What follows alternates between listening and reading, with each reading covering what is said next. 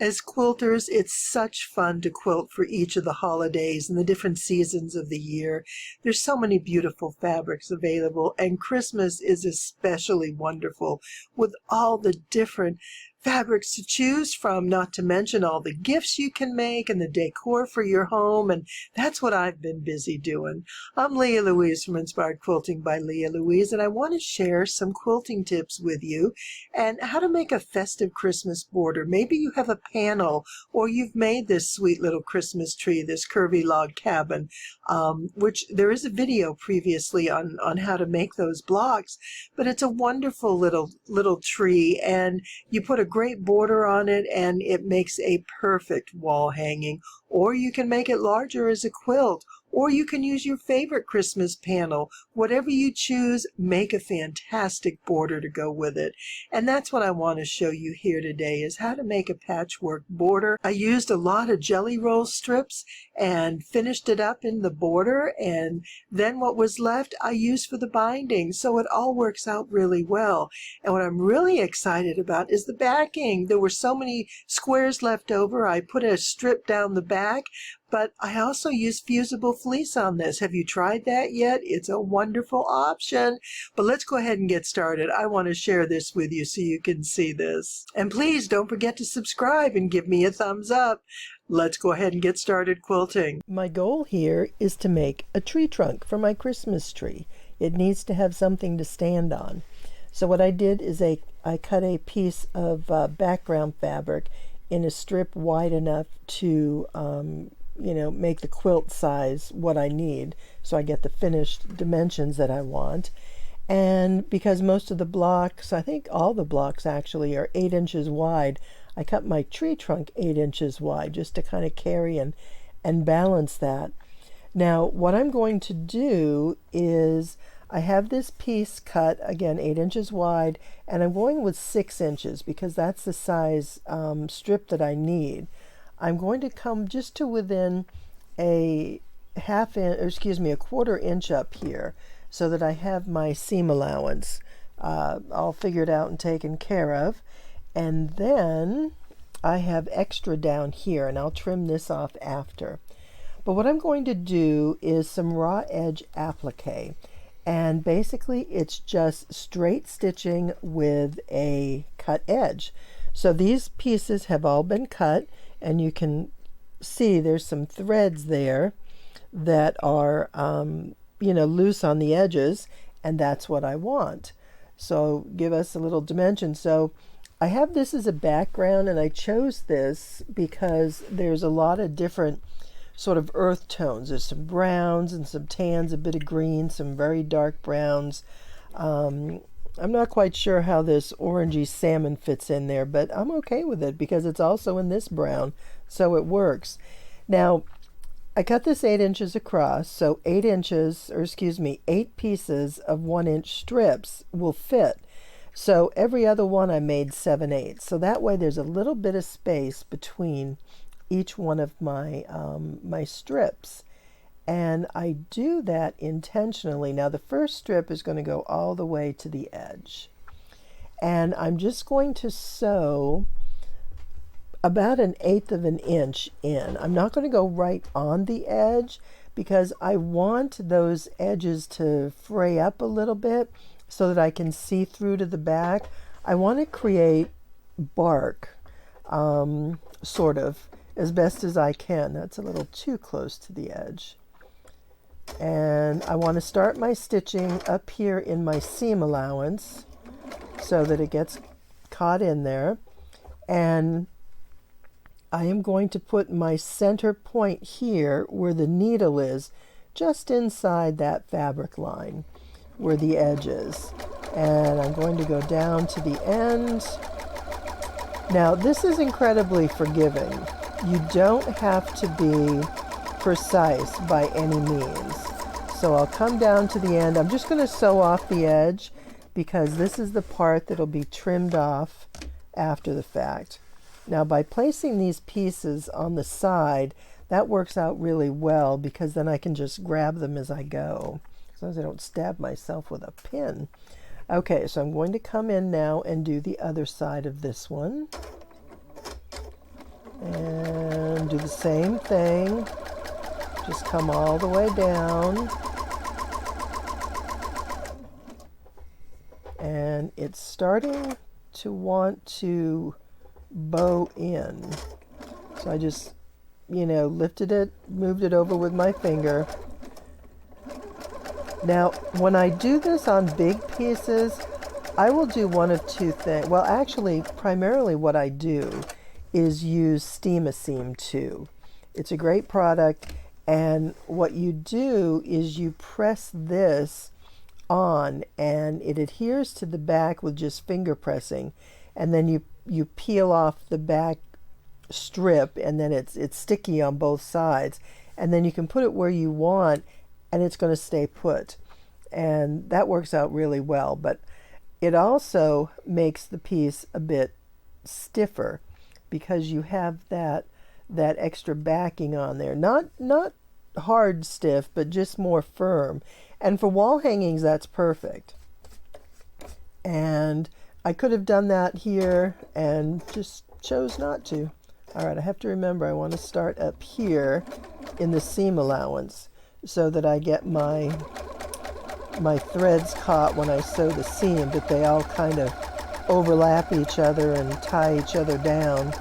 So I'm going to come straight through here on this one. And what I may do is leave these sides open because I had this one a buckle over here, and I will just do the one side of each, and then I'll turn it around and come down the other way because it seems to want to sew more smoothly. Okay, see, I cut these. Remember I said every other one I did 7/8. I want to put my 7/8 in here just so I'm alternating these.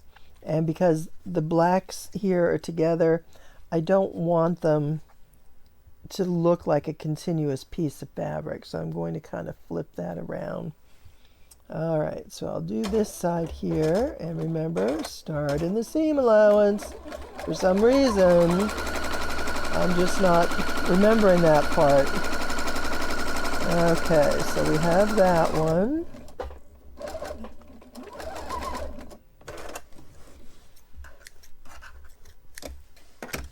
And then this one.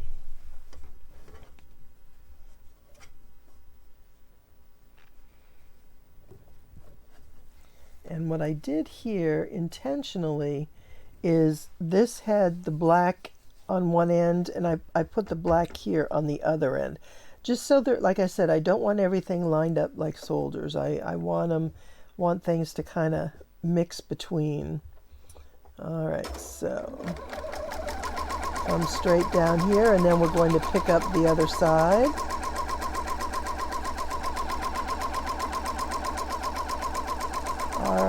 Okay, there we are. All right, let me go ahead and finish to the end, and we'll turn this around and we'll finish this piece up. So one side is sewn on each of these, and I'm going to come back now and sew down the other. Now this one I did on the first round, and I think because of the way it was situated, having the presser foot this direction, I think it's the way I sew that it just works better for me. Whoops, let me make sure I get that. Works better for me to sew from this side. And I think I have a better handle on the way I hold the fabric and keep it in place so that when I do it in the reverse direction, it doesn't work quite as well. So you may find one way, directional sewing works better for you than another. And so I'm just going to kind of keep my fingers flattening that fabric out to make sure that I don't get a buckle. Now, another fun thing you can do that, I've done a lot of this and I really enjoy it, is you can come back and sew, 2 more strips and then cut down the middle there, and that will eliminate that little buckle. But I'm not worried about that at all. That's not going to be a problem. All right, so I'm sewing approximately 1/8 of an inch or less from the edge.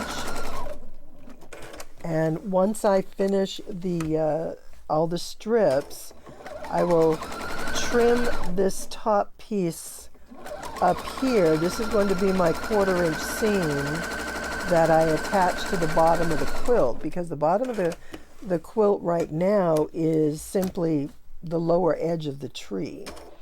And I wanted to sort of finish it off. I like the idea of having the tree standing on something, you know, it's not just floating in midair. So it sort of gives it a base, and I just prefer the look of that. So let me go ahead and finish this. And real quick, I did want to show you another thing that you can do if you want more of that raw edge to really show, is just come in and give a scratch or two, and you get some of these threads on the very edge, and pull some of them out, a little raveling here and there. You don't have to do a lot, but it helps lift this edge so you can see through, because that's what we want, is some dimension. So this sort of looks like bark, because you know when you see bark, it's dark in areas, but then you can see in some of the crevices. And ordinarily I probably would have put the darker one to the bottom and the lighter one to the top, but I really like this dark fabric, so I wanted to put it to the top. So there are no rules.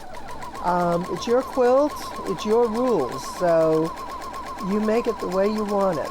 So let me go ahead and trim this up. I'm going to add it to my tree, and I'll show you how wonderful it's going to look. I'm really excited. I love this little tree. I think it's adorable. The trunk, I really like how it turned out, but I think it's too wide. What do you think? There's something I need to do about that, and I'm not quite sure yet. Now the next step, though, I'm going to add a narrow inner border around all these, around all 4 sides.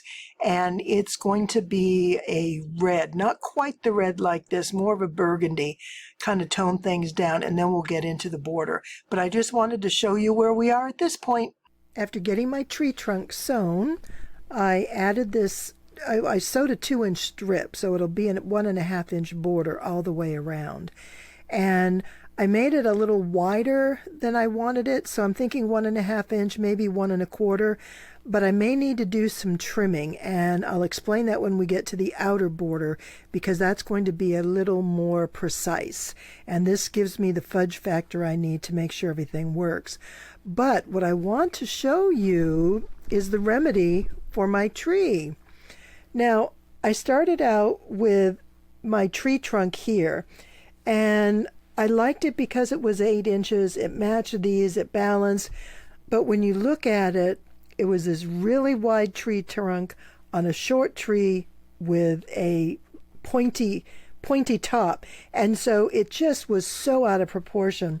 So what I did is I cut a couple kind of circles of sort. Basically, I took a piece of paper and just made a pattern. You know, junk mail is great for paper patterns, and I just, you know, cut it out and I played with it. I drew some lines, and now it's a pot. So I have one of those wooden bark pots under my tree, which is fun. Because the fabric underneath is not joining the one next to it, I used a brown Sharpie on the top of the fabric, so you can't see the white fabric in between the seams. So just be real careful doing that, because you don't want to get it elsewhere on your quilt. And then remember, I said it's kind of fun to get this a bit textured. And if you don't get enough using your fingernail, you know, toothbrushes are great. So I grew up, we used to collect our old toothbrushes in a cup under the sink, and when it was time to polish my grandmother's silver tea set, we'd get the toothbrushes out and we'd sit at the table and we'd clean up and polish. So this is also a good way to get some of those threads loose, and then you can just grab them and pull them out. So this is a little thicker over here. I may trim some of that off, but I really like the look of it. I might go to Hobby Lobby and buy just a perfect little red bow and tack it on there too. It might be sort of a festive look. I don't know. We'll see. But I thought this was a pretty good save. I'll show you the whole thing when I go to put the border on, and then you can see it all in one piece. But when we had just that bottom in a square, it was just too much. It just looked so out of proportion. So I'm glad I figured it out. This is a fun and easy way. Again, I just sewed very close to the edge on the first layer, and on the second one I'm going to sew a little bit in more. Let me show you here. Let's see if I can turn it this way so you can see what it is. Put my toothbrush down. But underneath you can see that layer is sewn very close to the edge. Can we get that in there? And then this one, I sew it in a bit more so it can ravel out a little bit, and then we can see both fabrics. And to me, that's just kind of fun. It adds, like I said, it just adds some dimension and interest, and you kind of peek through and go, ooh, what's that behind there? And from a distance, it really makes it look interesting. And remember I told you on this bottom piece there was this little bit of orangey peach over there? Well, look at how much there was in this brown. So it worked out perfectly, and the colors all just go really, really well. So I'm excited about this. Now we're going to do the border. This is going to be a lot of fun. Just wait and see. Depending on your preferences, there are a number of ways to figure out how to add a border. Originally, one of the ways I did was just to cut my strips of fabric the width that I needed, and I would just start on one side, sew it, turn it, sew, and go all the way around, not unlike a log cabin. And that was great, except my quilts were seldom square, because I would either have the quilt sides themselves were off, or the way I was holding the fabric, stretching the fabric, moving the fabric, there were different dimensions. So when you fold it up and you get all four corners together, mine didn't match, and I didn't like that. So I figured, okay, then what I need to do is find another way. And I started by measuring the outside edges, which is probably, the next step that you would think. I'm going to measure the edge, but your quilts don't always measure exactly the same on opposite sides. I generally will start with my longest side of the quilt first and do that border, and then add the short. So when I do that long one, I could be off by 1/2 inch to 1 inch, which is quite a bit to sort of pull together and figure out what's going on. And so I was kind of like going, okay, well, I'll subtract a little and add a little and come up with a number in between, not like coming up with an average. Well, what I've decided to do that is far more accurate, and I can always count on getting a good border size this way, is measuring my quilt down the center in both directions. So I work from the long side first. I folded it in half, and I measure from the very edge right down the middle. And you don't want to pull anything, but you don't want to have a floppy tape measure there too. And you can do this on your table if you have a large enough mat, or just hold this alongside at the table, however works. Okay, so mine is just about at 41 inches, and I'm going to write that down so I don't forget. Okay, 41 inches. Now that's going to become important when I make my border, because I'm piecing the border. I'm making it out of smaller pieces of patchwork, and I'm using strip quilting method, so I want to make sure that everything's going to fit and be square. I don't want to get to the end and have to cut one of my pieces in half so it'll fit or something like that. Okay, so we've measured the first side. Let's see this side. And so this is going to be narrower. The reason it's longer in one direction, because this wall hanging is technically square, but by adding my little bit on the end, okay, this is 36.5. By adding this extra 6 inches, that made a difference. Okay, 36.5. I'm going to write that down.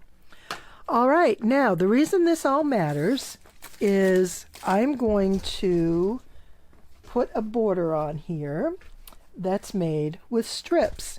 And here's the quilt with the inner border that's put on. That's the 2-inch border that I sewed on. It's going to finish at approximately 1 1/4 to 1 1/2. But I wanted to give you a overview of what these borders look like. The patchwork border, these are all done with strip quilting, and then they're cut apart turned around and sewn together.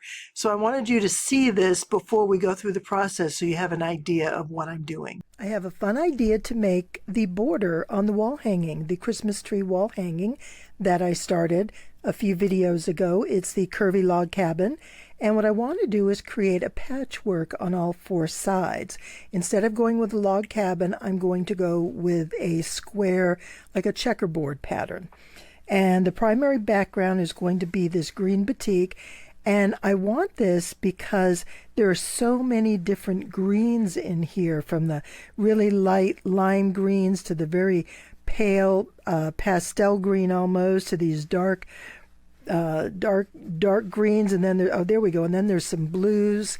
And so, it's really going to be a great background and create a lot of variation with a single print.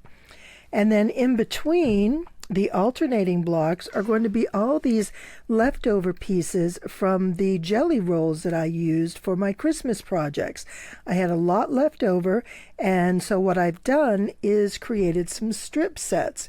And I want to show you how I'm doing this. I'm setting it up in a way to evenly distribute most of the colors for each of the four sides of the quilt.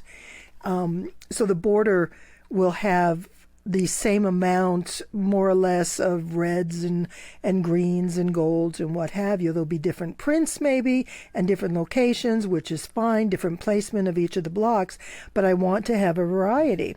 So the first thing I did is, using the 42-inch strips, I sewed a green strip to all of my holiday strips. And once I had this finished, I cut them.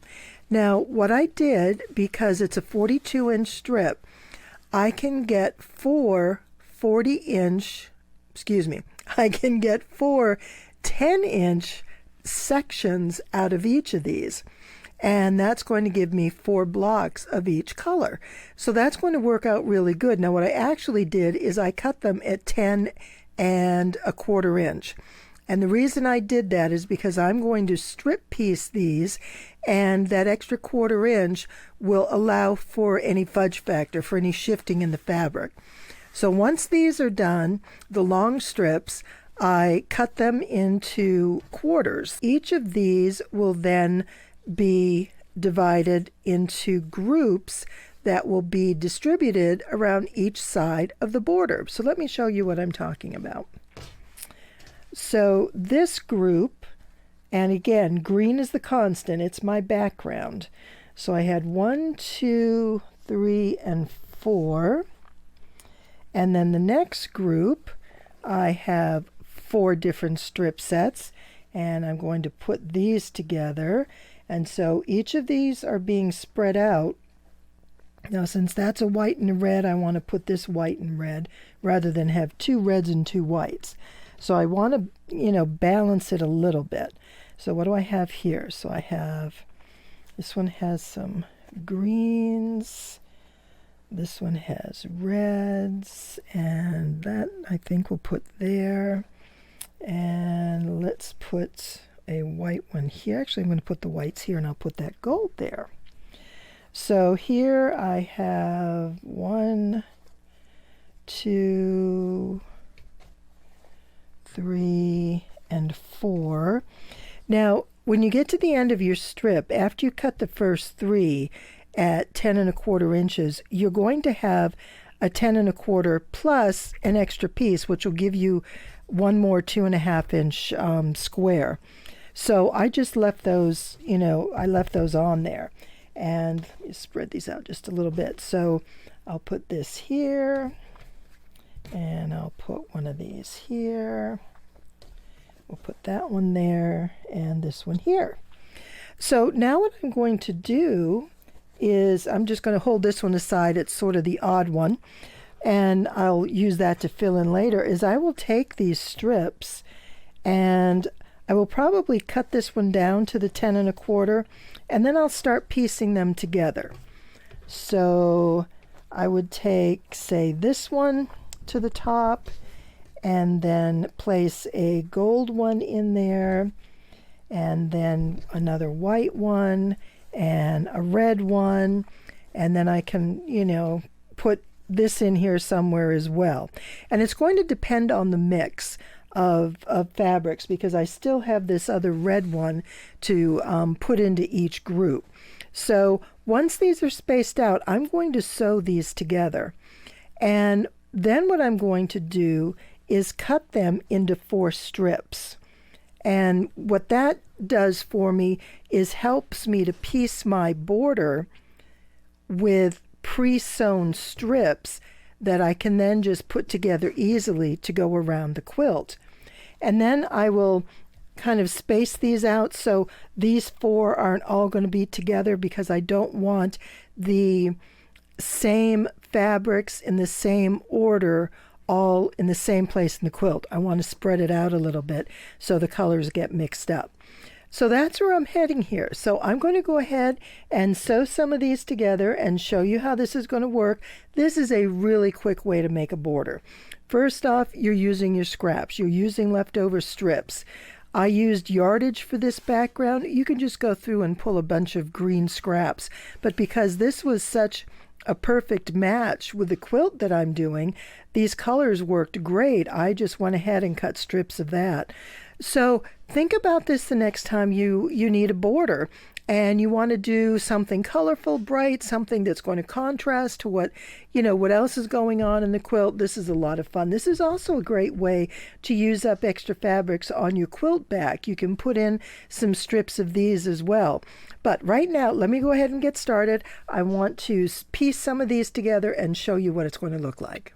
My strip sets are all sewn together. I sewed them in pairs, alternating the colors, and so each strip set's in a little different order, so when I cut these they're not going to duplicate each other. And now what I'm going to do, because I have 4 of them here, let me just give you a quick look. They just want to stay together. There we go. And then this one ended up with an extra. I obviously got overzealous in cutting my strips, and I just put it on there, and we'll see how it all goes. And now what I'm going to do is cut each of these into 4 strips, and I'm going to cut them at 2.5 inches. Remember, we cut these at about 10 1/4, so I have some room, some wiggle room as I'm cutting these, because the edges are not always going to line up perfectly even. So let me go ahead and pull off the top one. Now the first thing I'm going to do, oh, isn't that nice? It fits my ruler. Is I'm going to line my horizontal lines with the seam, and look at that, everything is just nice and even. Now this never happens, just so you know. Don't have an expectation of this. I'm not sure just what I did right, but this is awesome, so that's great. So now what I'll do is I'll turn it this way. With my nice straight edge on this side, I'm going to set this at 2.5 inches, because the strips are going to be 2-inch squares, so we're going to cut everything at 2.5 inches. And I'm just going to bring this from edge to edge. My ruler's about 1/2 inch short, but I can make that work. Just sort of take a little cut there. I'm going to realign myself. I wiggled things there. Okay, from here. So there's one strip. Oh, I didn't cut all the way when I twisted my fabric. Okay, now this is going to be my second strip at 2.5 inches. Now, just because I like to make sure I'm on track, I'm going to take my little ruler and make sure I have at least 5 inches here. And I have my 5 1/4, so that's good. Just to make sure that I'm not off anywhere, and I'm going to come up at the end and be short. So I will get that in there, and then I'll take this all the way across. So there's my next strip. Now each of these 4 strips from each of the strip sets, the ones that match each other, I'm going to keep in individual piles initially, And then what I will do is, again, mix them up. And I spend a lot of time switching fabrics around so I don't get a lot of duplicates or repeating sequences.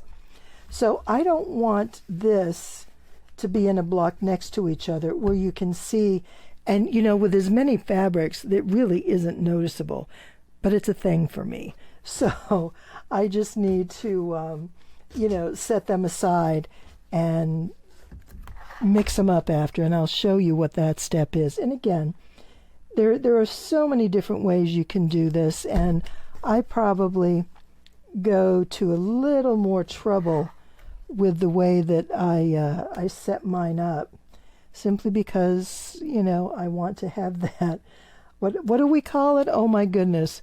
Organized, randomly organized. We've talked about this before, because that's me. I need to have things placed randomly, but in an organized way, so the colors are equally spread out, if that makes any sense. All right, so here's my first set, and I've cut these into 4 strips.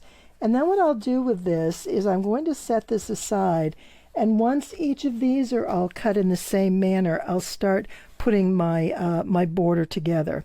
So I will show you that. And the key thing, just to understand why the 4 pieces is important, is because each of these is going to go on a different side of the quilt. So the border has 2 rows of these strips, and I want to put one of each of these on each side of the border. That way the colors, again, are spread out sort of evenly, but in a random fashion. And that's sort of my goal. So let me go ahead and get these cut and put them together. And then the next thing is I'm going to measure my quilt with the final measure, because I'm going to put a little border around the quilt itself, a little narrow, probably 1-inch border, and then I'll add this border to that. So we've got a few steps to go, but it's going to be so pretty, and I am so excited about seeing how this looks. I think you're going to love it. Now you can get an idea of what this border will look like. So here are the 2 strips, and right here you can see it's pinned together, so it's not all sewn, but I just, you know, I have 4 for each side, so I take 2, I pin them, and pin the other 2, and then I place them the way I like them. And then once I get it set up and feel that it looks the way it needs to, then I'm going to sew these together. And I always sew the border to the longest side first. The reason being is that I will then add the short border to the top, but because this larger border is also included, that these borders end up being closer to the same size. And that was particularly important to me when I was using just a single fabric, because then I would have 4 pieces approximately the same size instead of 2 long and 2 short. And so I've just kind of carried that over whenever I do borders. And that's where we are. So I'm going to sew these together and attach them, and then I will go ahead and add these here. The other thing I want to talk about is the size. This piece across here, if you remember, measured 30, oh, I wrote it down and now I can't find it. Here it is 36.5 inches. And I need to have it measure enough for my 2-inch blocks to equally land here and here, because I don't want, I want the seams to nest. I want everything to fit, you know, squarely. And that works out fine, because at 2 inches I've got my 36, and then I have the extra half, so I have my 2/4 inch seam allowances. Now the one that is the challenge is the length of the quilt here to here on this inner border is 41 inches. But I need that to measure, I think I figured it needs to measure 40 and a half, because I need the 40 inches for my 2-inch blocks and then the 1/2 inch for the seam allowance. So I'm going to cut a 1/4 inch off the top and a 1/4 inch off the bottom. And then that'll give me this dimension.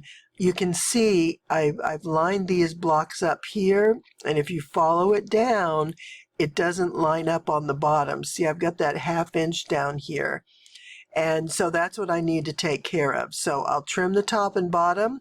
I'll sew these together side by side and then add it to my strip and then across the top, and then this is finished. It's really going together well. I love how it looks. Have you ever used fusible fleece before? I've used it on different bags and pouches and things like that, but I've never used it for quilting. So I want to show you real quick how this works. So the fleece comes and it's nice and fuzzy on one side, and then it has an adhesive on the back side. And what you do is you cut your piece and then you put your backing over it and you press it with a just a low temp iron. And the longer you press it, the more adhesion you get. So for this side here, you can see I pressed it a little bit and it holds it, but yet I can remove it. So if I need to replace it, move it, change it, whatever the case may be, I can. But on the other side, when I hold it really tight, see it comes, but it's much tighter. It has a much stronger hold and it doesn't want to pull off. So this works out really well as a basting option, because I went ahead and I cut a piece the size of my quilt, actually my quilted wall hanging, and I just put this onto the backing, and so that part was done, and then all I had to do is spray base the top of my quilt. So this worked out really, really well. But I want to show you is a picture of the back, because I had some extra 2-inch blocks, so I made a little panel to put on the back of the quilt. This is how the quilt back turned out, and I am really, really happy with this. The blocks, the patchwork squares, I think they are just a fantastic finish, and it just adds, you know, a bright spark to the whole quilt altogether. And do take a look at that binding. Oh my goodness, I used the leftover jelly roll strips, and I think they just turned out adorable. Such a fun quilt. Okay, let me show you the grand finale, what it looks like. Here's the finished quilt, and I love how it turned out. You can see that the border all the way around really brightens this up, and then I have both a inner and an outer border just to break it up and contain it, so it becomes an element all by itself and it doesn't interfere with the tree, which I think is kind of fun that way. Now I did also take the extra 2.5-inch strips that I had left over of the lighter fabrics, and I sewed them all together and mixed them up as the binding, and I think that's really a nice touch. It kind of creates some contrast, and there's a lot of fun little prints that are interesting to look at. So there's a lot here that kind of draws the eye. I really like how this turned out. And you'll notice I did just straight line quilting. Now, one thing that I did on this that made it a bit easier, and I always start in the middle when I'm doing machine quilting, just end to end kind of a thing. So using the walking foot, and I had my backing, which had the fusible fleece adhered, and then I spray basted this top to that.